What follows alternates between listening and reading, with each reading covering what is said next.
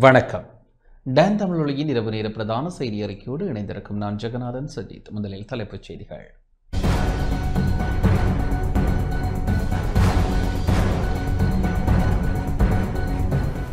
இலங்கை அரசாங்கத்திற்கு மனித உரிமைகள் பேரவை கால அவகாசம் வழங்க வேண்டும் என வெளிவிவகார அமைச்சர் கோரிக்கை. இன்று முதல் கனிமப் பொருட்களை பாடசாலை நேரத்தில் விநியோகிக்க தடை. மக்கள் விடுதலை முன்னணியின் பொதுச் செயலாளர் டில்வின் சில்வா கிளிநொச்சிக்கு விஜயம். பாடசாலைகளில் ஆசிரியர் அபிவிருத்தி உத்தியோகத்தர்களாக பணியாற்றும் உத்தியோகத்தர்கள் போராட்டம். நாட்டில் ஐஸ் போதைப் பொருள் உற்பத்தி தொழிற்சாலை ஆரம்பிக்கப்பட்டுள்ளது என சாகர காரியவசம் குற்றச்சாட்டு. சட்டப்படி வேலை செய்யும் போராட்டம் பணிப்புறக்கணிப்பாக தீவிரப்படுத்தப்படும் என மின்சார தொழிற்சங்கங்கள் எச்சரிக்கை. தொடர்வது முதன்மைச் செய்தி.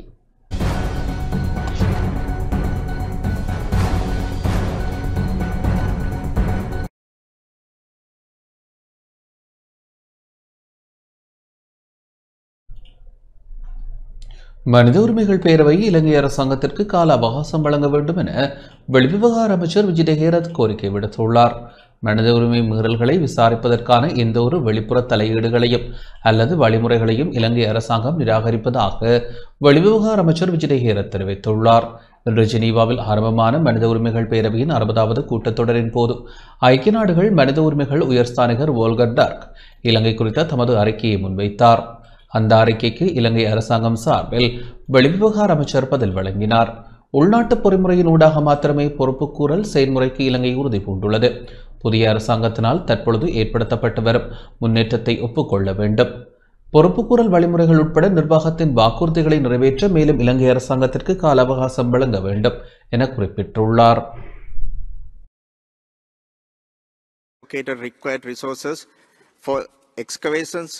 at the Chemmani grave site, which are being carried out under judicial supervision. Further consultations are underway with a view to establishing a Truth and Reconciliation Commission. The Cabinet of Ministers approved the proposal to prepare a national policy and action plan on reconciliation and coexistence. The government has issued instructions to law enforcement authorities to guarantee an enabling environment and sufficient space for civil society. People from all parts of the country memorialize their loved ones without any hindrance.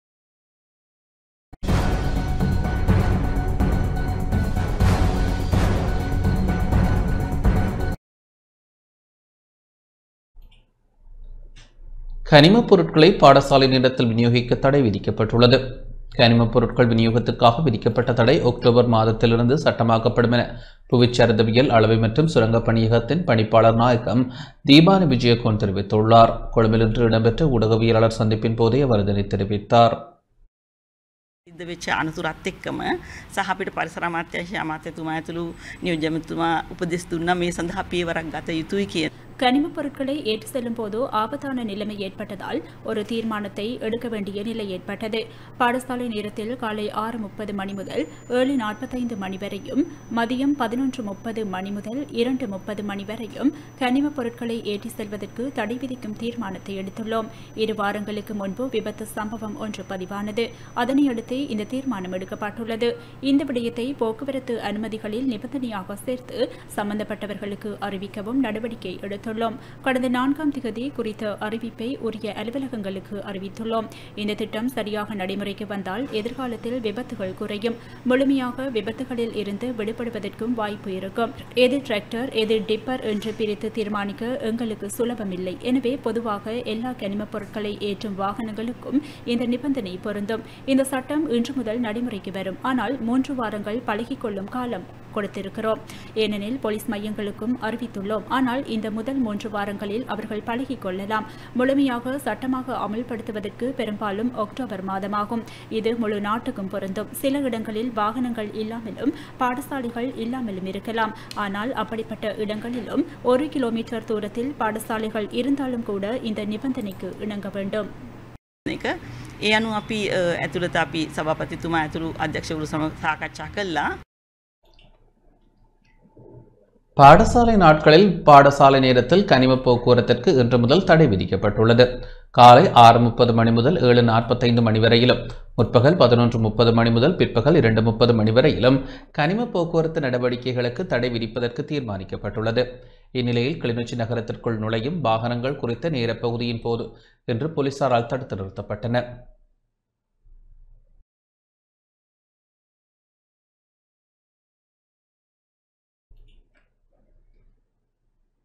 Yazhpanam Chavakachcheri police பிரிவிற்குட்பட்ட Sangapatti பகுதியில் இன்று மதியம் சாவகச்சேரி போலீசார் மேற்கொண்ட வீதிச்சோதனை நடவடிக்கையின் போது ice போதைப்பொருளுடன் எரிபொருள் தாங்கி வாகனத்தின் சாரதியொருவர் கைது செய்யப்பட்டுள்ளார். முத்துராஜவல பகுதியிலிருந்து யாழ்ப்பாணத்திற்கு எரிபொருள் ஏற்றி வந்த எரிபொருள் தாங்கியை சோதனையிட்ட போது சாரதியிடமிருந்து ஐஸ் கஞ்சா பொருட்கள் கைப்பற்றப்பட்டன. அதனையடுத்து சாரதி கைது செய்யப்பட்டு மருத்துவ பரிசோதனைக்கு உட்படுத்தப்பட்ட நிலையில் சாரதி ஐஸ் மற்றும் கஞ்சா பயன்படுத்திய நிலையில் வாகனத்தை செலுத்தியமை உறுதி செய்யப்பட்டுள்ளதாக சாவகச்சேரி போலீசார் தெரிவித்தனர்.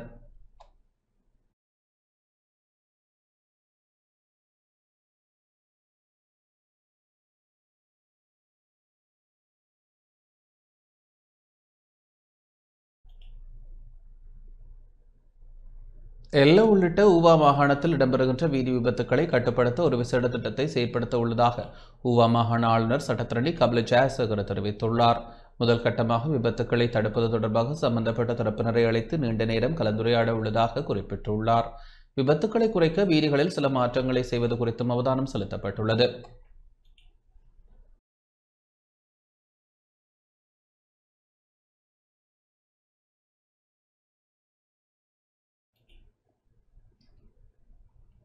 எல்ல வெள்ளவாய் வீதியின் எல்ல மற்றும் இராவண எல்ல பகுதிகளுக்கு இடையில் ஆபத்தான 10 இடங்கள் அடையாளம் காணப்பட்டுள்ளதாக பதுளை மாவட்ட வீதி அபிவிருத்தி அதிகார சபை தெரிவித்துள்ளது. குறித்த இடங்கள் தொடர்பில் விசேட ஆய்வுகள் முன்னெடுக்கப்படுவதாக பதுளை மாவட்ட வீதி அபிவிருத்தி அதிகார சபையின் நிறைவேற்று பொறியியலாளர் SS ஹேநாயக்க தெரிவித்துள்ளார். குறித்த வீதிகளின் இருபுறங்களையும் அவதானத்துடன் மீள கட்டமைக்கும் பணிகள் ஆரம்பிக்கப்பட்டுள்ளன. இதற்கமைய 26 கிலோமீட்டர் தூரம் கொண்ட வீதி மீள கட்டமைக்கப்பட உள்ளது. பதுளை மாவட்டத்தில் விபத்துக்களை தவிர்ப்பதற்காக 700 மில்லியன் ரூபாய் நிதி ஒதுக்கப்பட்டுள்ளதாகவும் அவர் சுட்டிக்காட்டியுள்ளார்.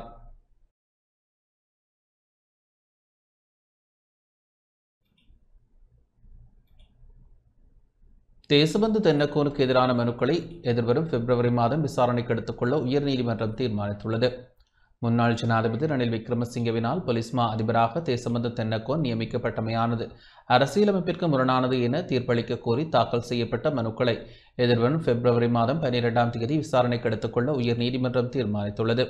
இந்த மனுக்கள் இன்று பிரதம நீதியரசர் பிரீத்தி பத்மன் சூரசேன, மஹிந்த சமயவர்தன மற்றும் அர்ஜுன உபேசகர் ஆகியோர் அடங்கிய மூவரடங்கிய நீதிபதிகள் அமர்வு முன் அழைக்கப்பட்டது.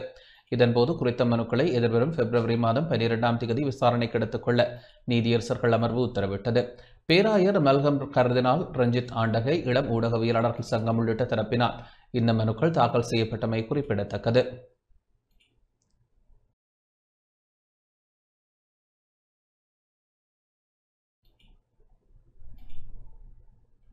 மக்கள் விடுதலை முன்னணியின் பொதுச் செயலாளர் டெல்வின் சில்வா கிளிநொச்சிக்கு விஜயம் செய்தார். மக்கள் விடுதலை முன்னணியின் பொதுச் செயலாளர் டெல்வின் சில்வாவும் கிளிநொச்சி மாவட்ட பொது அமைப்புகளின் பிரதிநிதிகளுக்கும் இடையில் சந்திப்பு இடம்பெற்றுள்ளது. கிளிநொச்சி மாவட்ட பயிற்சி நிலையத்தில் இடம்பெற்ற சந்திப்பில் மக்கள் விடுதலை முன்னணியின் கட்சி செயற்பாட்டாளர்கள் பங்கேற்றனர். இதில் மக்கள் விடுதலை முன்னணியின் பொதுச் செயலாளர் டெல்வின் சில்வா, தேசிய மக்கள் சக்தியின் மாவட்ட அமைப்பாளர் மருங்கன் மோகன், கட்சியின் பிரதேச சபை உறுப்பினர்கள், செயற்பாட்டாளர்கள் உள்ளிட்டோர் கலந்து கொண்டனர்.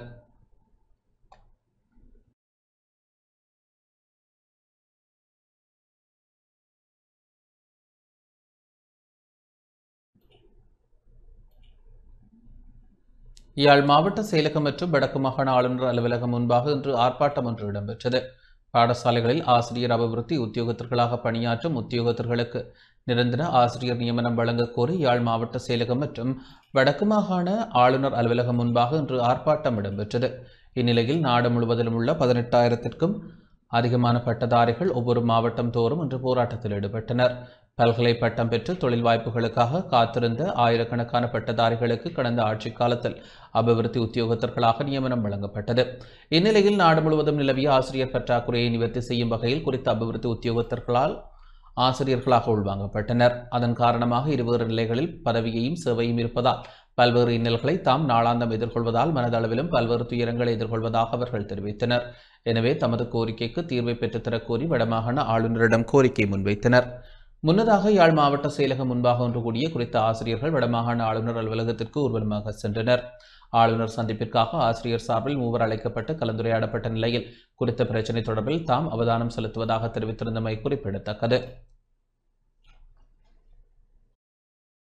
அரசானது இந்த நியமனத்தை எங்களுடைய ஆசிரியர் சேவைக்கு உள்வாங்குகிற செயற்பாட்டை துரிதப்படுத்த வேண்டும் என்பதற்காக நாங்கள் இந்த ஒரு கவனஈர்ப்பு போராட்டத்தை நாங்கள் இந்த இடத்தில் நாங்கள் செய்து கொண்டிருக்கிறோம். அதன் அடிப்படையில் தான் நாங்கள் இன்றைக்கு என்ன சொன்னால் இப்போ ஆளுநரிடம் நாங்கள் சென்று எங்களுடைய அந்த எங்களுக்கான மகஜரை நாங்கள் கையளித்திருக்கிறோம். அவர்களிடம் சில விஷயங்கள் தொடர்பாக அளவலாக இருக்கின்றோம். என்னென்னு சொன்னால் இப்போ நாங்கள் எங்களுடைய இந்த நியமனத்தை துரிதப்படுத்தி தருமாறு நான் அவர்களிடம் கேட்டிருக்கின்றோம்.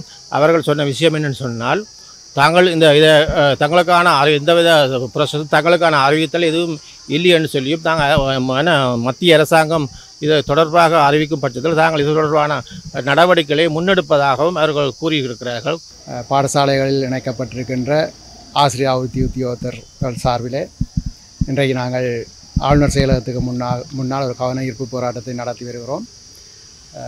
நாங்கள் இந்த பட்டதாரி பயிலுநர்களாக உள்வாங்கப்படுறோம். இதுக்கு முதல் நியமனங்கள் எல்லாமே பயிலுனர் அபிவிருத்தி உத்தியோகத்தர்கள் நியமனமாகவே இருந்தது. ஆனால் எமக்கு வழங்கப்பட்டது பட்டதாரி பயிலுநர்களுக்கான நியமனமாகத்தான் வழங்கப்பட்டது. ஆகவே நாங்கள் எங்களுக்கு விரும்பிய துறைகளுக்கு நாங்கள் விண்ணப்பிக்கலாம், உள்வாங்கப்படலாம். அந்த வகையில் தான் நாங்கள் பாடசாலைகளில் கற்பித்தல் செயற்பாடுகளுக்கு இணைக்கப்பட்ட நாங்கள் கடந்த 5 வருடங்களாக நாங்கள் பலவிதமான சவால்களுக்கு முகம் கொடுத்து இந்த ஆசிரியர் பணியினை மேற்கொண்டு வருகிறோம். ஆயினும் எங்களுடைய நிரந்தர நியமனம் தொடர்பில் கடந்த அரசும் சரி தற்போதைய அரசும் சரி உதாசீனமாகவே நடந்து வருகிறது. கொரோனா காலப்பகுதியிலேருந்து நாங்கள் ஆசிரியர் பயிற்சியை பாடசாலையில் மேற்கொண்டு வந்திருக்கிறோம். அந்த காலத்திலேயே முதல் ஒரு பாடசாலையில் இருந்ததாகவும் பிறகு திருப்பவும் விலையத்துக்கு எடுத்து அப்படி நிறைய பிரச்சனைகள் நாங்கள் எதிர்கொண்டிருக்கிறோம். மனதளவிலான நிறைய பிரச்சனைகள் தற்போதும் எதிர்கொண்டிருக்கிறோம். எங்களோட பாடசாலையை பொறுத்தவரையில் எனக்கான பிரச்சனைகள் இல்லை. ஆனால் பொதுவான பிரச்சனைகளை பார்க்க நிறைய பாடசாலைகளில் நிறைய பிரச்சனைகள் காணப்படுது. அலுவலக உதவியாளர் போன்ற அவர்களின் செயற்பாடுகளை அபிவிருத்தி உத்தியோகத்தர்கள் மேற்கொள்றதாகவும் ஆசிரியர்கள் செயற்பாடுகள் மேற்கொள்றதாகவும் பொதுவாக பார்க்க எல்லா பிரச்சனைகளும் அபிவிருத்தி உத்தியோகத்தர் தலையில தான் இறக்கப்பட்டிருக்குது.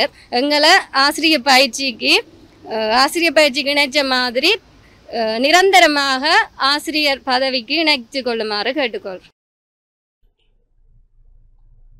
அபிவிருத்தி உத்தியோகத்தர்களாக உள்வாங்கப்பட்டு ஆசிரியர் நியமனம் வழங்கப்பட்டவர்கள் தமக்கான நிரந்தர நியமனத்தை உறுதிப்படுத்த கோரி கிழக்கு மாகாண ஆளுநர் செயலகத்திற்கு முன்பாகவும் இன்று கவனஈர்ப்பு போராட்டத்தில் ஈடுபட்டனர்.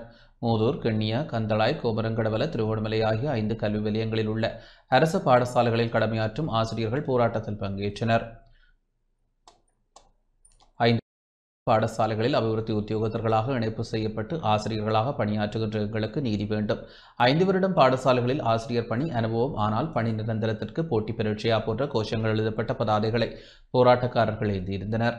கவனஈர்ப்பு போராட்டத்தின் முடிவில் கிழக்கு மாகாண ஆளுநர் ஜெயந்தலா ரத்னசேகரிடம் மகஜர் கையளிக்கப்பட்டது.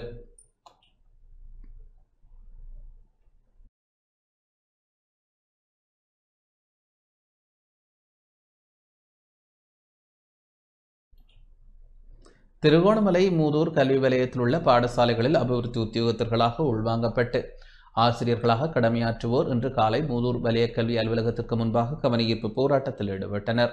கடந்த 5 வருடங்களாக பாடசாலைகளில் ஆசிரியர்களாக கடமையாற்றும் தமக்கு நிரந்தர நியமனத்தை வழங்க கோரி போராட்டத்தில் ஈடுபட்டனர். கடந்த அரசாங்கம் தமக்கான நிரந்தர ஆசிரியர் நியமனத்தை வழங்குவதாக தெரிவித்த போதிலும் அவர்கள் நியமனம் வழங்கவில்லை என சுட்டிக்காட்டும் இவர்கள் இந்த அரசாங்கமாவது காலத்தை இழுத்தடிக்காத நியமனத்தை வழங்க வேண்டும் என கோரிக்கை விடுத்துள்ளனர். 5 வருடங்களாக நாங்கள் அபிவிருத்தி உத்தியோகர்களாக கடமையாற்றி கொண்டிருக்கிறோம். கடந்த அரசாங்கத்தில் அபிவிருத்தி உத்தியோகர்களாக நியமனம் வழங்கப்பட்டும் இந்த அரசாங்கத்தில் பெரிய நம்பிக்கையோடு இருந்து நாங்கள் எங்களுக்கு ஒரு நல்ல ஒரு முடிவு வரும், நல்ல ஒரு தீர்வு நம்பி இருந்து நாங்கள் இருந்தும் இதுவரைக்கும் எங்களுக்கான தீர்வு இன்னும் கிடைக்கல. ஆசிரியர்களுக்கான சகல பணிகளை நாங்கள் செய்கிற போதும் இன்னுமே நாங்கள் அபிவிருத்தி உத்தியோகர்களாக நியமனத்திலே இருப்பது மிகவும் கடினமான ஒன்றாகும். ஓஎல் மாணவர்கள், ஏஎல் மாணவர்கள் சகல வகுப்புகளை நாங்கள் சிறந்த அடைவு மட்டத்தையும் காட்டிக் கொண்டிருக்கிற இருந்த போதும் கூட எங்களுடைய இந்த அநீதியானது மிகவும் உள்ளாக்குற ஒரு விடயமாகவும் அதிருப்தி அடைய செய்கின்ற ஒன்றாகவும் இருக்குது. ஆகவே இந்த அரசாங்கம் இதனை கவனத்தில் கொண்டு சிறந்த தீர்வு எங்களுக்கு விரைவாக பெற்றுத்தர வேண்டும் என்று கேட்டுக்கொள்கிறோம். அபிவிருத்தி உத்தியோகத்தர்களாக உள்வாங்கப்பட்டு ஆசிரியர் நியமனம் வழங்கப்பட்டு 5 வருடங்களாக ஆசிரியர்களாக பணியாற்றி வருவோர் தமது நியமனத்தை உறுதிப்படுத்த கோரி மட்டக்களப்பில் கவனஈர்ப்பு போராட்டத்தில் ஈடுபட்டனர். இலங்கை பட்டதாரிகள் ஒன்றியத்தின் ஏற்பாட்டில் மட்டுநகர் காந்தி பூங்காவில் கவனஈர்ப்பு போராட்டம் இடம்பெற்றது. அதிகஷ்ட மற்றும் கஷ்ட பிரதேசங்களில் கற்பித்தல் செயற்பாட்டில் ஈடுபட்டு வரும் தமக்கு அபிவிருத்தி உத்தியோகத்தர்களுக்கான நியமனத்தின் கீழ் உள்வாங்கப்பட்டமையினால் ஆசிரியர்களுக்கான வரப்பிரசாதங்கள் கிடைக்கப்பெறவில்லை எனவும் போராட்டத்தில் ஈடுபட்டவர்கள் குற்றம் சாட்டினர். பாடசாலை விடுமுறை நாட்களில் கூட நாங்கள் அபிவிருத்தி உத்தியோகத்தராக பாடசாலைகள் கடமைகளை புரிகின்றோம். அப்போ அபிவிருத்தி உத்தியோகத்தராக எங்களுடைய கடமைகளை நாங்கள் புரிந்திருக்கின்றோம். ஆசிரியராக முழுநேர ஆசிரியராக எங்கிருக்கின்ற பெரும்பாலான ஆசிரியராக கடமையாற்றுகின்ற உத்தியோகத்தர் அனைவருக்குமே 30 பாட வேளைக்கு மேல் தான் இருக்கிறது. 30 பாட வேளைக்கு மேலே நாங்கள் பாடசாலைகளிலே கற்பித்துக் கொண்டு அபிவிருத்தி உத்தியோகத்தராகவும் இதுவரை காலமும் கடமையாற்றினோம். நாங்கள் எங்களுடைய அரசு எங்களை கைவிடாது என்ற நம்பிக்கையில் தான். ஆனால் தற்பொழுது கூட எங்களுடைய இந்த அரசும் கூட நாங்கள் கடந்த கால அரசை விட இந்த அரசாங்கத்தில் நாங்கள் கூடுதலான நம்பிக்கை வைத்திருந்தோம். ஆனால் இந்த அரசாங்கம் கூட எங்களை இதுவரை காலமும் கண்டுகொள்ளாமல் இருப்பது மிகவும் மனவேதனை அளிக்கின்றது. அதேபோன்று இன்று கொழும்பில் நடக்கின்ற அந்த ஆர்ப்பாட்டத்திற்கு நாங்களும் எங்களது கிழக்கு மாகாணம் மற்றும் மட்டக்களப்பு சார்பாக பாடசாலை இணைக்கப்பட்டுகின்ற அபிவிருத்தி உத்தியோகத்தர்கள் நிரந்தர நியமனத்தில் ஆசிரியர்கள் உள்வாங்கப்பட வேண்டும் என்பதே எங்களுடைய பிரதான கோரிக்கையாகும். அத்தோடு தொண்டராசிரியர்களுக்கு கடந்த காலங்களில் 1 வருட பயிற்சியின் முன்பு ஆசிரியர் நியமனம் வழங்கப்பட்டது. ஆனால் நாங்கள் 5 வருடங்களாக ஆசிரியர் பணியை செய்து கொண்டிருக்கின்றோம். ஆனால் மீண்டும் போட்டி பரீட்சை என்பதை கூறிக்கொண்டிருக்கின்றார்கள். போட்டி பரீட்சைக்கு நாங்கள் ஒருபோதும் பயப்படவில்லை. அந்த போட்டி பரீட்சையை நாங்கள் இந்த துறைக்குள் வரும் முதல் தெரிவு செய்திருந்தால் இந்த பிரச்சனைகள் நாங்கள் எதிர்கொள்ளப் போறதும் இல்லை. 5 வருடமாக பயிற்சியை மேற்கொண்ட பின்பு மீண்டும் ஒரு போட்டி பரீட்சை செய்து நாங்கள் மீண்டும் உள்விக்கப்படுவதை எங்களுக்கு மனவேதனை அளிக்கின்றது. இன்றைக்கு நாங்கள் இந்த போராட்டத்தில் கலந்து கொண்டிருக்கிறோம். இந்த அமைதி போராட்டத்தில் கலந்து கொண்டிருக்கிறதால பதில் பாடசாலைகள் நாங்கள் பணியாற்றி வருகிற இந்த வலயங்களில் பதில் பாட வேலைகளுக்காக பதில் பாடசாலைகள் நியமிக்கப்பட்டிருக்கிறதாக தெரிய வந்துள்ளது. அதனால் எங்களோட பணியை ஏற்றுக்கொண்டு எங்களுடைய அர்ப்பணிப்புகளை ஏற்றுக்கொண்டு ஆசிரியர் உணர்வோட வேலை செய்கிற எங்களுக்கு அந்த ஆசிரியர்களுடைய சலுகைகள் கிடைக்கப்பெறவில்லை. 8 மணித்தியால பணியை செய்கிறோம். ஆசிரியர்களுக்கு லீவு அறிவிக்கப்படுற நேரத்தில் நாங்கள் எப்போதும் பாடசாலையில் தான் இருக்கிறோம். லீவு நேரத்தில் கூட மாணவர்களுக்கு கற்பித்து கொண்டிருக்கிறோம். இதை கருத்தில் கொண்டு இந்த அரசு எங்களுக்கு சரியான நீதியை வழங்க வேண்டும் என்று பணிவாக கேட்டுக்கொள்கிறோம். பாடசாலைகளிலே நாங்கள் இத்துணை பேரும் இணைந்து அந்த பாடசாலையை நடத்துவதற்கு வேண்டும் என்கின்ற ஒரு நிலைமை காணப்படுகின்ற போதிலும் ஆனால் எங்களை புறந்தள்ளி இந்த நியமனத்தை வழங்குவதற்கு இந்த அரசு மறுத்து வருகின்றது. கூடிய விரைவில் இந்த ஆர்ப்பாட்டம் தளர்ந்து எங்களுடைய நியமனம் கிடைக்க வேண்டும். இது ஒரு போராட்ட களமாக மாறாமல் ஆர்ப்பாட்டத்தோடு எங்களுடைய நியமனம் கிடைக்க வேண்டும் என்று எங்களுடைய நியாயமான கோரிக்கையை அனைவரும் சார்பில் நான் முன்னெடுக்கின்றேன். தமது பிரச்சினைகளுக்கு எதிர்வரும் ஜனவரி மாதத்திற்குள் தீர்வு தருவதாக வடக்கு மாகாண ஆளுநர் உறுதியளித்துள்ளதாக வடக்கு மாகாணத்தில் உள்ள பாடசாலைகளில் சிங்கள மொழி மூல கற்பித்தல் நடவடிக்கைகளில் ஈடுபடும் ஆசிரியர்கள் தெரிவித்துள்ளனர். கொழும்பு, ஹம்பகா, காலி, களுத்துறை என பல வெளி மாவட்டங்களைச் சேர்ந்த சுமார் 40க்கும் அதிகமான வடக்கு மாகாணத்தில் உள்ள பாடசாலைகளில் சிங்கள மொழி மூல கற்பித்தல் நடவடிக்கைகளில் ஈடுபடும் ஆசிரியர்கள் தமது இடமாற்றம் தொடர்பில் கரிசனை செலுத்துமாறு வடக்கு மாகாண ஆளுநரிடம் இன்று கோரிக்கை விடுத்திருந்தனர். அதற்கமைய எதிர்வரும் ஜனவரி மாதத்திற்குள் தீர்வு தருவதாக வடக்கு மாகாண ஆளுநர் உறுதியளித்துள்ளார். குறித்த ஆசிரியர்களுடன் கலந்துரையாடிய ஆளுநர் வெற்றிடங்களுக்கு ஏற்ப விண்ணப்பங்கள் கோரப்பட்டு ஜனவரி மாதத்திற்குள் தீர்வை வழங்குவதாக தெரிவித்தார். குறித்த ஆசிரியர்கள் வடக்கு மாகாண கல்வி அமைச்சின் செயலாளர் அலுவலகம் சென்று அங்கும் தமது பிரச்சனைகள் குறித்து கலந்துரையாடியிருந்தனர். சருக்கு விஷயம் ஏற்கனவே தெரியும், ஆனாலும் சருக்கு தெரியாது கீழே இருக்கிற சில அந்த கவர்மெண்ட் ஆக்கள் ஆஃபீஸர்ஸ் வேலை செய்ய சில பிழை இருக்குதான், மாற்றம் இருக்குதான் சார் சொன்னவா. இப்போ இருக்கிற காடர் என்ன மாதிரி பார்த்துக்க கெசட் பண்ண வேணும் திரும்பி என்று சொன்னால் ஒரு 1000 கிட்ட டீச்சர்ஸ் எடுக்க போகிறாங்க.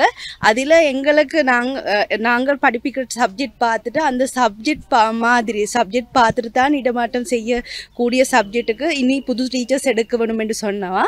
உண்மையா சார் எங்களுக்கு ஒரு நல்ல முடிவு ஒன்று தந்திருக்கு, ஜனவரிக்கு இடமாற்றம் கொடுக்கலாம். முல்லைத்தீவு ஏசி ஃபார்ம் கிராம மக்கள் அரசாங்கம் தங்களை மீள்குடியமர்த்த வேண்டும் என கோரிக்கை விடுத்துள்ளனர். முல்லைத்தீவு மாவட்டத்தின் ஒட்டுசுட்டான் பிரதேச செயலக பிரிவிற்குட்பட்ட ஏசி ஃபார்ம் கிராம மக்களை மீள்குடியமர்த்துவதற்கு தற்போதைய அரசாங்கம் நடவடிக்கை எடுக்க வேண்டும் என மக்கள் கோரிக்கை விடுத்துள்ளனர். தண்டுவான் கிராமத்திற்கு அண்மையில் உள்ள ஏசி ஃபார்ம் எனும் பூர்வீக தமிழ் கிராமத்தில் உள்ள மக்கள் இடம்பெயர்ந்து 28 ஆண்டுகள் ஆகியுள்ள போதும் இதுவரையில் மீள்குடியேற்றம் செய்யப்படவில்லை. 1997ஆம் ஆண்டு அப்பகுதியில் பூர்வீகமாக வாழ்ந்த சுமார் 46 குடும்பங்களைச் சேர்ந்த தமிழ் குடும்பங்கள் யுத்தம் காரணமாக தமது வாழிடங்களிலிருந்து இடம்பெயர்ந்தனர். எனினும் தற்போது வரை ஏசி ஃபார்ம் கிராமத்தை சேர்ந்த தமிழ் மக்கள் மீள்குடியேற்றம் செய்யப்படவில்லை. இருப்பினும் குறித்த கிராமத்தில் மக்கள் வாழ்ந்தமைக்கான அடையாளங்கள் காணப்படுகின்றன. அந்த வகையில் சிதைவடைந்த நிலையில் மக்கள் வாழ்ந்த வீடுகள் காணப்படுவதுடன் வேலிகளுக்காக நடப்பட்ட சீமை கிழுவை மரங்களும் மாமரம் தோடை உள்ளிட்ட பலந்தர மரங்கள் பலவும் தற்பொழுதும் காணப்படுகின்றன. இத்தகைய சூழலில் கடந்த 2012ஆம் ஆண்டு குறித்த ஏசி ஃபார்ம் கிராமம் தண்டுவான் ஒதுக்கு காட்டு பகுதியாக வர்த்தமானி மூலம் ஒதுக்கப்பட்டுள்ளதுடன் வனவள திணைக்களம் குறித்த பகுதியை ஆக்கிரமித்துள்ளது. இவ்வாறான நிலையில் தங்களுடைய பூர்வீக வாழ்விடத்தில் மீள்குடியேற்றுமாறு கிராம மக்கள் தொடர்ச்சியாக கோரிக்கைகளை விடுத்து வருகின்றனர்.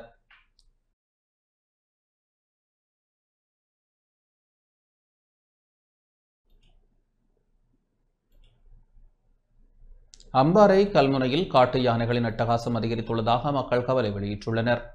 அம்பாறை மாவட்டத்தில் கல்முனை நகர்ப்புறங்களை அண்டியுள்ள பகுதிகளில் சமீப காலமாக காட்டு யானைகளின் அட்டகாசம் அதிகரித்துள்ளது. இதன் காரணமாக மக்கள் அச்சமடைந்துள்ளனர். நேற்றிரவு கல்முனை நகரில் அமைந்துள்ள வரலாற்று பிரசித்தி பெற்ற தரவை பிள்ளையார் ஆலயத்திற்குள் நுழைந்த காட்டு யானை ஆலயத்தின் பின்புற பிரதான நுழைவாயில் கதவினை சேதப்படுத்தியுள்ளது. சன நெரிசல் மற்றும் குடியிருப்புகள் நிறைந்த கல்முனை பிரதேசத்தில் இரவு வேளைகளில் காட்டு யானைகள் உள்வீதிகளில் சுற்றித் திரிவதால் மக்கள் அச்சமடைந்துள்ளமை குறிப்பிடத்தக்கது.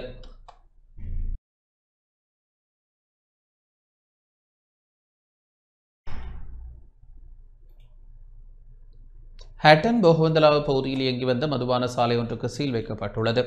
ஹட்டன் பொகவந்தலாவ பிரதான வீதியின் பொகவந்தலாவ டிஎன்சின் பகுதியில் இயங்கி வந்த மதுபான சாலை ஒன்று கலால் திணைக்கள அதிகாரிகளால் சீல் வைக்கப்பட்டுள்ளதாக குட்டக்கலை கலால் திணைக்கள அதிகாரிகள் தெரிவித்தனர்.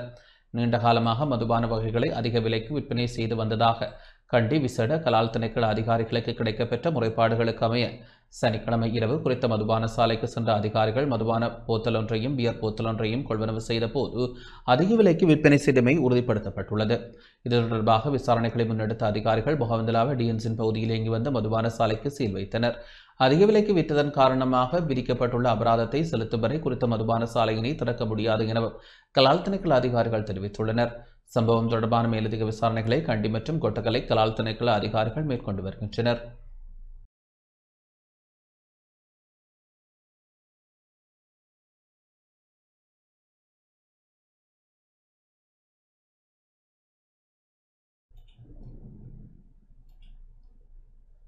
முன்னாள் அமைச்சர் பிரசன்ன ரணவீர மீண்டும் விளக்கமறியலில் வைக்கப்பட்டுள்ளார்.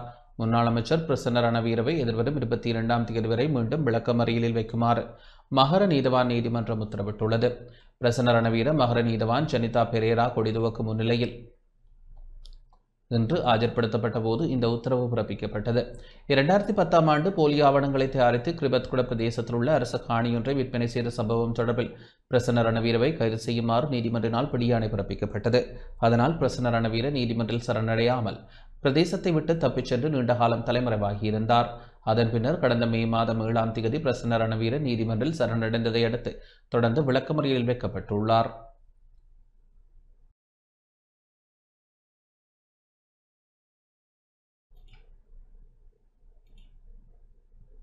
நாட்டில் ஐஸ் போதைப்பொருள் உற்பத்தி தொழிற்சாலை ஆரம்பிக்கப்பட்டுள்ளது என பெரமுனவின் பொதுச் செயலாளர் சாகர காரியவசம் தெரிவித்துள்ளார்.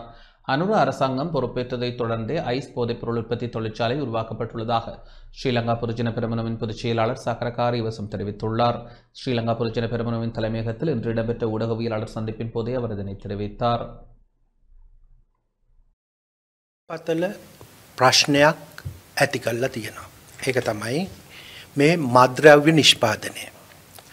அனுரகுமார திசாநாயக்க ஜனாதிபதியாக பொறுப்பேற்ற பின் நுவரெலியாவில் ஐஸ் எனப்படும் ஆபத்தான போதைப்பொருள் உற்பத்தி செய்யும் தொழிற்சாலை ஆரம்பிக்கப்பட்டுள்ளதான தகவல்கள் எமக்கு கிடைக்கப்பெற்றுள்ளன. இது குறித்து நம்பகமான ஆதாரங்கள் கிடைத்துள்ளன. மேலும் நாட்டின் வரலாற்றில் முதன்முறையாக சுங்கத்துறையில் 323 சிவப்பு லேபிள் கொள்கலன்கள் எந்த சோதனையுமின்றி விடுவிக்கப்பட்டது. இவை ஆயுதங்கள், போதைப் பொருட்கள், தடை செய்யப்பட்ட பொருட்கள் மற்றும் பணம் போன்றவற்றை கொண்டிருக்கலாம் என்ற கடுமையான சந்தேகங்கள் எழுந்துள்ளது. கோவிட் நெருக்கடியிலும் கூட ஒரு சிவப்பு லேபிள் கொள்கலனும் சோதனையின்றி விடுவிக்கப்படவில்லை என்ற நிலையில் இம்முறை போலியான நெரிசலை உருவாக்கி இத்தகைய செயல் நடைபெற்றுள்ளது. நாட்டில் நாளுக்கு நாள் துப்பாக்கிச் சூட்டு சம்பவங்கள் இடம்பெறுகின்றன. ஒரே நாளில் 4 துப்பாக்கிச் சூட்டு சம்பவங்கள் பதிவாகியுள்ளன. இது 1988, 89 ஜேவிபி கிளர்ச்சி காலத்திற்கு பிறகு இல்லாத அபாயகரமான சூழ்நிலையாக இருக்கின்றது. இவை அனைத்தும் பாதாள குழுக்களின் போதைப்பொருள் சார்ந்த பிரச்சினைகள் என அரசாங்கம் மறைத்து வருகின்றது. தற்போது நாமல் ராஜபக்சவை இச்சம்பவங்களில் தொடர்பு படுத்த சதி இடம்பெறுகின்றது. சுங்க அதிகாரிகள் பாகுபாடின்றி 323 கொள்கலன்கள் எப்போது வந்தன, விடுவித்தது யார், அவற்றில் என்ன இருந்தது என்பதை குறித்து உண்மையான தகவல்களை மக்களிடம் வெளிப்படுத்த வேண்டும். அதேபோல் பாதுகாப்பு பிரதியமைச்சர் வட்டகல உடனடியாக தனது குற்றச்சாட்டுகளுக்கான ஆதாரங்களை வெளிப்படுத்த வேண்டும் எனவும் தெரிவித்துக் கொள்ள விரும்புகின்றோம். අත්තඩංගුවට ගැනීම සඳහා රතුවරෙන්තුව නිකුත් කළේ மின்சார தொழிற்சங்கங்கள் அரசாங்கத்திற்கு எச்சரிக்கை விடுத்துள்ளன. இலங்கை மின்சார சபை ஊழியர்கள் தொடங்கிய சட்டப்படி வேலை செய்யும் போராட்டத்தில் அரசாங்கம் எவ்வித அவதானத்தையும் செலுத்தவில்லை என இலங்கை மின்சார சபை சுதந்திர ஊழியர் சங்கம் தெரிவித்துள்ளது.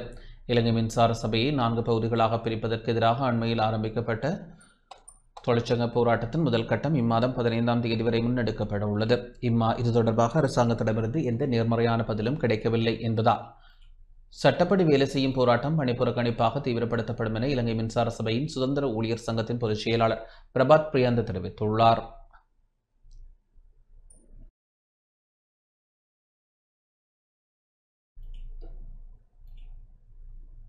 யாழ் மாவட்டத்தில் டெங்கு கட்டுப்பாட்டு நடவடிக்கைகளை தீவிரப்படுத்த வேண்டியுள்ளதாக வைத்தியர் கேதீஸ்வரன் தெரிவித்துள்ளார்.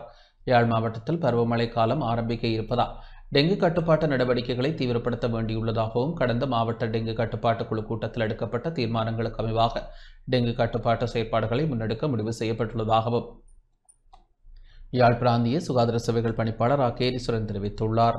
ஊடகங்களுக்கு இன்று கருத்து வெளியிடும் போதே அவர் இதனை குறிப்பிட்டார். யாழ் மாவட்டத்திலே தற்போது டெங்கு நோயின் பரம்பல் கட்டுப்பாட்டிலே இருக்கின்றது. இந்த வருடத்தின் இதுவரையான காலப்பகுதியிலே யாழ்ப்பாண மாவட்டத்திலே 937 நோயாளர்கள் டெங்கு நோயினாலே பாதிக்கப்பட்டிருக்கின்றார்கள். இந்த வருடத்தின் இதுவரையான காலப்பகுதியிலே யாழ்ப்பாண மாவட்டத்திலே டெங்கு நோயினாலே எந்த ஒரு இறப்பும் பதிவு செய்யப்படவில்லை. இருப்பினும் தற்போது யாழ்ப்பாண மாவட்டத்திலே பருவ பெய்ச்சி மழை பெய்ய ஆரம்பித்திருக்கின்றது. இதற்கு பின்னர் இந்த டெங்கு நோயின் பரம்பல் தீவிரமாக பரவ வாய்ப்பிருக்கின்றது. எனவே இந்த காலப்பகுதியிலே டெங்கு கட்டுப்பாட்டு நடவடிக்கைகளை தீவிரப்படுத்த வேண்டிய ஒரு தேவை ஏற்பட்டிருக்கின்றது. அந்த அடிப்படையிலே யாழ்ப்பாண மாவட்டத்திலே மாவட்ட மட்டத்திலே இந்த டெங்கு கட்டுப்பாட்டு நடவடிக்கைகளை ஒருங்கிணைக்கின்ற நோக்கிலே மாவட்ட மட்ட டெங்கு தடுப்பு குழு கூட்டம் அரசாங்க அதிபர் தலைமையிலே கடந்த செப்டம்பர் 4ஆம் தேதி இடம்பெற்றது. இதற்கு அடுத்த கட்டமாக பிரதேச மட்டத்திலே பிரதேச செயலாளர்கள் மட்டத்திலே பிரதேச டெங்கு கட்டுப்பாட்டு குழு கூட்டங்களும் கிராம சேவையாளர் தலைமையிலே கிராம மட்ட டெங்கு கட்டுப்பாட்டு குழு கூட்டங்களும் எதிர்வரும் செப்டம்பர் 8ஆம் தேதி முதல் செப்டம்பர் 12ஆம் தேதிக்கான இந்த வாரத்திலே இடம்பெற இருக்கின்றது. நெடுந்தீவு மக்களின் ஆரோக்கிய நிலையை மேம்படுத்தும் நோக்கோடு ஒரு விசேட ஒருங்கிணைந்த பொது சுகாதார திட்டம் ஒன்று தற்போது நடைமுறைப்படுத்தப்படுகின்றது. வடமாகாண சுகாதார திணைக்களம், யாழ்ப்பாணம் பிராந்திய சுகாதார சேவைகள் பணிமனை, வடமாகாண சமுதாய மருத்துவர் சங்கம் இணைந்து பல்வேறு திணைக்களங்கள் நிறுவனங்களின் உதவியோடு இந்த திட்டத்தை முன்னெடுத்து வருகின்றன. இந்த திட்டத்தின் கீழ் பல்வேறு சுகாதார நல திட்டங்களை நாங்கள் நடைமுறைப்படுத்தி வருகின்றோம். இதில் முதலாவதாக நாங்கள் நெடுந்தீவு மக்களின் தற்போதைய சுகாதார நிலையை அறியவும், அங்கே அவர்கள் மத்தியிலே இருக்கின்ற சுகாதார பிரச்சனைகளை இனங்காணவும் ஒரு அடிப்படை சுகாதார ஆய்வு ஒன்றை நாங்கள் தற்போது மேற்கொண்டு வருகின்றோம். இந்த ஆய்விலே சுகாதார வைத்திய அதிகாரிகள், பொது சுகாதார பரிசோதகர்கள், குடும்ப நல உத்தியோகத்தர்கள் இந்த ஆய்வில் ஈடுபட்டிருந்தார்கள். இந்த ஆய்வுக்காக நெடுந்தீவில் இருக்கின்ற சகல குடும்பங்களையும் நாங்கள் தரிசித்து அவர்களிடமிருந்து அந்த தகவல்களை பெற்றிருக்கின்றோம்.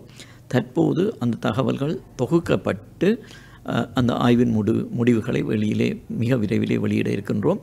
அந்த ஆய்வின் முடிவுகளின் பிரகாரம் அங்கே இனங்காணப்படுகின்ற பிரச்சனைகளை, சுகாதார பிரச்சனைகள் அல்லது சமூக பொருளாதார பிரச்சனைகளை தீர்ப்பதற்காக உரிய வேலை திட்டங்கள் எதிர்காலத்திலே முன்னெடுக்கப்பட இருக்கின்றன.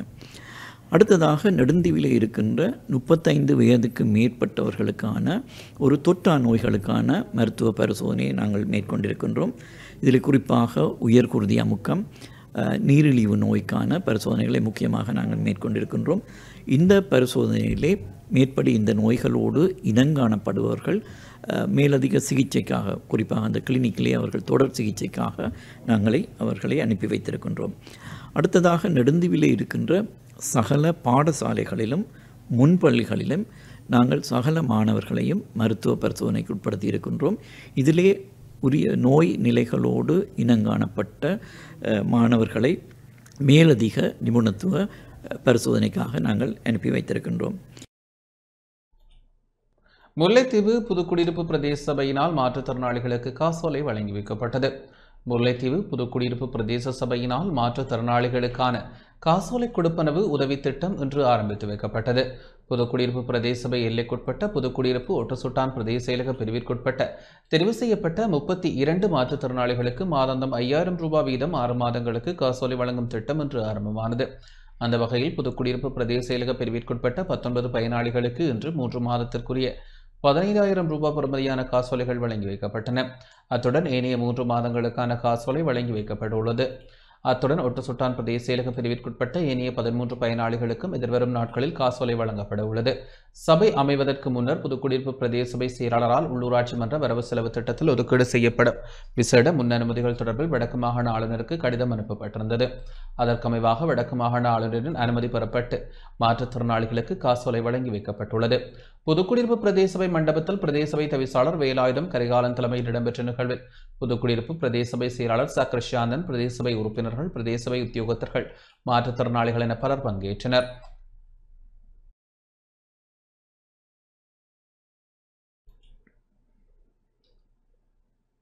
ஃபெரண்டினா லைஃப் லைன் 2025 வேலை திட்டத்தின் கீழ் கிளிநொச்சியில் கர்ப்பிணி பெண்களுக்கு உதவி திட்டம் வழங்கி வைக்கப்பட்டது. கரைச்சி பிரதேச செயலக பிரிவிற்குட்பட்ட தெரிவு செய்யப்பட்ட 86 கர்ப்பிணி தாய்மாருக்கு குறித்த உதவி திட்டம் வழங்கி வைக்கப்பட்டது.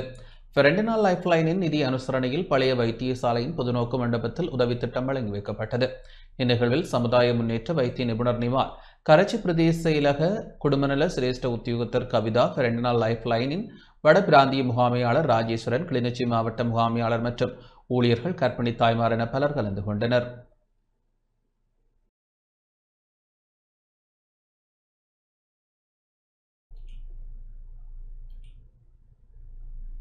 மட்டக்களப்பு வின்சென்ட் மகளிர் தேசிய பாடசாலையின் 5ஆம் தர புலமை பரிசல் பரீட்சையில் சித்தியடைந்த மாணவிகள் கௌரவிக்கப்பட்டனர். மட்டக்களப்பு வின்சென்ட் மகளிர் தேசிய பாடசாலையில் 47 மாணவிகள் 8 புள்ளிகளுக்கு மேல் பெற்று தரம் 5 புலமை பரிசல் பரீட்சையில் சித்தி அடைந்திருந்த நிலையில் அம்மாணவிகளை கற்பித்த ஆசிரியர்களையும் பாராட்டி கௌரவிக்கும் நிகழ்வு இன்று இடம்பெற்றது. வின்சென்ட் மகளிர் தேசிய பாடசாலையில் பரீட்சைக்கு தோற்றிய 113 மாணவிகளில் 112 மாணவிகள் 70 புள்ளிகளுக்கு மேல் பெற்றுள்ளனர். அதில் 47 மாணவிகள் 8 புள்ளிகளுக்கு மேல் பெற்றுள்ளனர். மாணவிகளையும் அவர்களுக்கு கற்பித்த ஆசிரியர்களையும் பாராட்டி கௌரவிக்கும் நிகழ்வு பாடசாலை அதிபர் தவ திருமகள் உதயகுமார் தலைமையில் இடம்பெற்றது. நிகழ்வில் பாடசாலை பிரதி அதிபர்கள், உதவி அதிபர்கள், பாடசாலை அபிவிருத்தி சங்க உறுப்பினர்கள், மாணவர்கள் என பலர் கலந்து கொண்டனர்.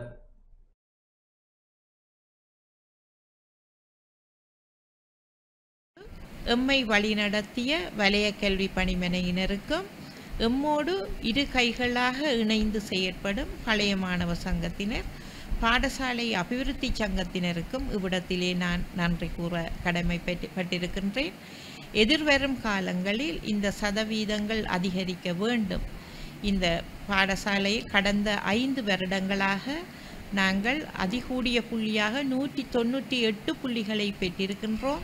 அத்தோடு அதிகூடிய வெட்டி புள்ளிகள் எண்ணிக்கையாக 74 மாணவர்கள் வெட்டு புள்ளிகளை பெற்றிருக்கின்றனர்.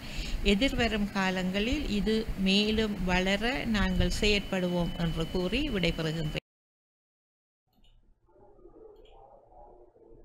ஹேட்டன் ஹிஜுராபுர கிராம மக்களால் கிளீன் ஸ்ரீலங்கா வேலை திட்டம் முன்னெடுக்கப்பட்டது.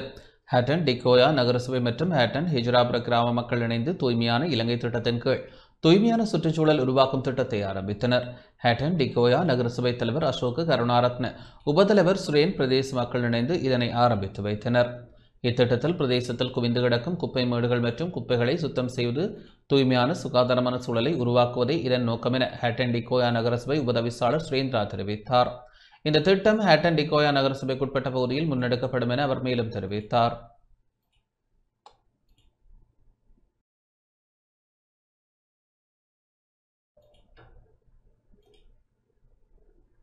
உயர்நீதிமன்ற நீதியரசர் எஸ் துரைராஜாவிற்கு புதிய பதவி வழங்கப்பட்டுள்ளது. உயர்நீதிமன்ற நீதியரசர் ஜனாதிபதி சட்டத்தரணி எஸ் துரைராஜா நீதிச் சேவைகள் ஆணைக்குழுவின் உறுப்பினராக நியமிக்கப்பட்டுள்ளார். முன்னாள் பிரதம நீதியரசர் ஜனாதிபதி சட்டத்தரணி முருது பெர்னாண்டோ சேவையிலிருந்து ஓய்வு பெற்றதை அடுத்து ஏற்பட்ட பதவி வெற்றிடத்திற்கு ஜனாதிபதியினால் இவர் நியமிக்கப்பட்டுள்ளார். உயர்நீதிமன்ற நீதியரசர் ஜனாதிபதி சட்டத்தரணி எஸ் துரைராஜா 1988 ஆண்டு சட்டத்தரணியாக பதவியேற்றார். அதனைத் தொடர்ந்து 1989 ஆண்டு அரசு தரப்பு சட்டத்தரணியாக இணைந்து கொண்டார். அதன் பின்னர் மேலதிக சொலிசிட்டர் ஜெனரலாக பதவிக்கு நியமிக்கப்பட்டார். 2016 ஆண்டு அப்போதைய ஜனாதிபதியால் எஸ் துரைராஜா ஜனாதிபதி சட்டத்தரணியாக நியமிக்கப்பட்டு அதே ஆண்டு மேன்முறையீட்டு நீதியரசராக நியமிக்கப்பட்டார். அதனைத் தொடர்ந்து 2019 ஆண்டு உயர் நீதிமன்ற நீதியரசராக நியமிக்கப்பட்டமை குறிப்பிடத்தக்கது.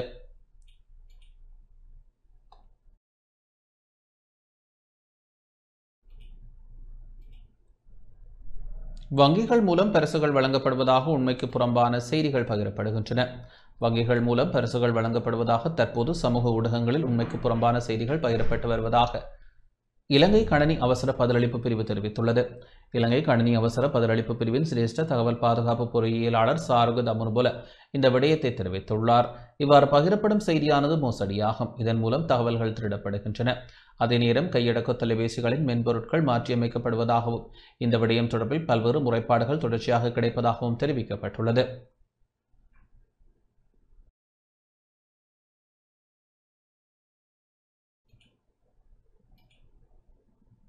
இந்திய பிரதமர் நரேந்திர மோடி தமிழர்களுக்கான நிரந்தர தீர்வை பெற்றுத்தர வேண்டும் என ஜனநாயக போராளிகள் கட்சியின் தலைவர் சி வேந்தன் தெரிவித்துள்ளார். இந்திய பிரதமர் நரேந்திர மோடி தமிழ் மக்களின் இருப்பை பாதுகாக்கவும் நிரந்தர தீர்வை தமிழர்களுக்கு பெற்றுத் தருவதற்கும் நடவடிக்கை எடுக்க வேண்டும் என ஜனநாயக போராளிகள் கட்சியின் தலைவர் சி வேந்தன் தெரிவித்துள்ளார். இன்று யாழ்ப்பாணத்தில் உள்ள தனது இல்லத்தில் ஊடக சந்திப்பை நடத்திய வேளை இவ்வாறு குறிப்பிட்டார். மாநசபை முறைமையை நாங்கள் ஒரு தீர்வாக ஏற்றுக்கொள்ளாவிட்டாலும் தற்போது நாங்கள் அதில் இருக்கின்ற அதிகாரங்களை பயன்படுத்தி தமிழர்களுடைய இருப்பை நாங்கள் தக்க வைக்க வேண்டிய ஒரு காலத்தின் கட்டாயத்திலே நாங்கள் இருக்கின்றோம். ஆனால் இது கொண்டு வரப்பட்ட இலங்கை இந்திய ஒப்பந்தம் என்பது இன்றும் அது ஒரு நடைமுறையிலே இருக்கின்றது. அந்த ஒப்பந்தம் ஒரு கால வரையறையற்ற ஒப்பந்தம். ஆகவே எங்களுக்கான ஒரு நிரந்தர அரசியல் தீர்வு என்பதை நாங்கள் அந்த இலக்கை அடைய வேண்டும். அந்த இலக்கை அடைவதற்கு நாங்கள் முதலில் எங்களுடைய இருப்பை தக்க வைக்க வேண்டும். அந்த தளத்திலிருந்து நாங்கள் பயணித்து கொண்டு நாங்கள் 16 வருடங்கள் கடந்தும் ஒரு அரசியல் தீர்வின்றி நாங்கள் வாழ்ந்து கொண்டிருக்கின்றோம். அந்த அரசியல் தீர்வை எட்டுவதற்கு நிச்சயமாக இலங்கை இந்திய ஒப்பந்தம் எப்படி இந்த மண்ணிலே ஒரு சர்வதேச ஒப்பந்தமாக தமிழர் தரப்பிலே இன்று இருக்கின்ற ஒரு ஒப்பந்தம், அதே போன்று ஒரு நிரந்தர அரசியல் தீர்வுக்கும் இந்தியா தமிழர்களுக்கு கை கொடுக்க வேண்டும். நாங்கள் ஒரு இந்தியாவினுடைய தேசிய பாதுகாப்புக்கு ஒரு அரணாக நாங்கள் ஈழத்தமிழர்கள் வாழ்ந்து கொண்டிருக்கின்றோம். எங்களுடைய இருப்பு தக்க வைக்கப்பட வேண்டியது ஒரு காலத்தின் அவசியம். எங்களுடைய இருப்பை தக்க வைப்பதன் ஊடாகத்தான் இந்தியாவினுடைய அந்த தேசிய பாதுகாப்பு நலன் என்பது உறுதி செய்யப்படும். இத்துடன் இந்த செய்தி அறிக்கை நிறைவடைகின்றது. வணக்கம்.